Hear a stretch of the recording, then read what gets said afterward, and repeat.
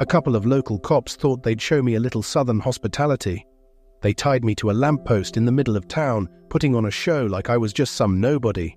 Little did they know who they were messing with, or how this was about to blow up in their faces. Let's go back to the beginning. Name's Danny, 54. I've seen my share of hard knocks. Just moved to this little South Carolina town to take up the badge as chief of police. This wasn't my first rodeo, but this place had a vibe all its own. Everyone knew everyone, and they didn't seem too thrilled about fresh faces. It didn't take long to notice that the cops here had their own rule book. First day before reporting in, I thought I'd take a stroll, feel out the place. With my worn-out cap and old jacket, I blended right in.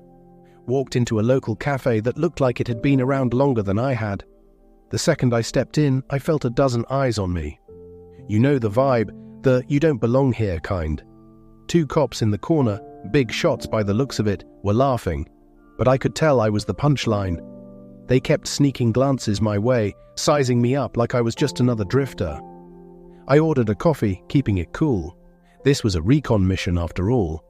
But before I could take a sip, one of them barked from across the room, "Hey old man, you lost? 'Cause you sure don't look local." I half turned, expression blank. "Just passing through," I replied, playing it close to the vest. But I could tell they weren't buying it. The tall one with the smug grin shot back, "Well, maybe keep passing. Strangers don't last long around here." I shrugged it off and walked out, but I could feel their eyes on my back. The next morning, I went for a run just outside of town, needed to clear my head. Halfway through, I heard the sound of a patrol car pulling up beside me. Yep, those same 2 clowns from the cafe, Jake and Mike. Jake, the tall, wiry one, leaned out the window and sneered, "Hey runner, you lost." The way he said it, you'd think I was trespassing. Mike, the big guy, chimed in, "Yeah, are you sure you're welcome here?" I slowed down, keeping my cool. "Just going for a run." "Pretty sure that's still allowed, right?" Mike grinned, a smug, knowing look in his eyes. "Allowed maybe, but strangers don't exactly get the warmest welcome here." Before I could ask what that meant, they hopped out of the car. Jake got up in my face, patting down my pockets without so much as a, "May I?" I took a deep breath, staying calm as they rummaged around, trading smug glances. Jake finally pulled out some random scrap from my pocket, smirking like he'd struck gold. Well, what do we have here?" It was obvious this whole setup was a joke to them. They grabbed me, dragging me down the street to the town square without a word, like I was some stray dog they'd picked up. They tied my hands around a lamppost right in front of everyone, putting on a twisted little show. People stopped to watch, some even pulling out their phones to record. Jake cracked a smirk, announcing to the crowd, "Ladies and gentlemen, we got ourselves a real big city troublemaker here." Mike chimed in, "Yep, bet he's got a few tricks up his sleeve. Or maybe in his pockets." They strutted around me like they'd just bagged the year's biggest catch. People chuckled, shook their heads, some even cheered them on. But what they didn't realize was that this little scene was about to become a very public scandal. By the next morning, clips of the mysterious stranger tied to the pole were all over social media. People had questions, and the theories started flying. Local news got wind of it, journalists showed up, and suddenly, Jake and Mike's little prank was the biggest story in town. That afternoon, I got a call from the main office. Word had traveled up the chain, and they were not happy. I suited up, badge gleaming, and walked into the station, calm but ready to set things straight. Jake and Mike strolled in, still laughing about their big prank. But when they saw me in full uniform, their faces went pale. The room went dead silent. I let the silence stretch, watching them squirm.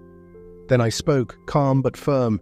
"We've got ourselves a situation, gentlemen, and you're right in the middle of it." Jake stammered, trying to come up with an excuse, but I cut him off. "Save it. I've seen enough to know exactly what's been going on here." I looked each of them dead in the eyes.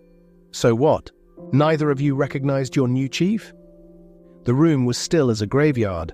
Jake looked like he wanted to crawl under a rock. I held up my phone, showing the video of their little performance for the whole room to see. In case anyone's confused, this is what went down.